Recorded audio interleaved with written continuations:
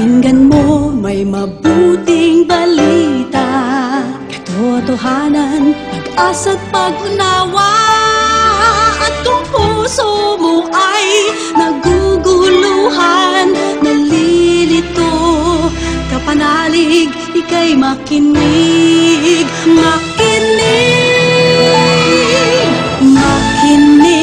Veritas 846, kapanalig ninyo.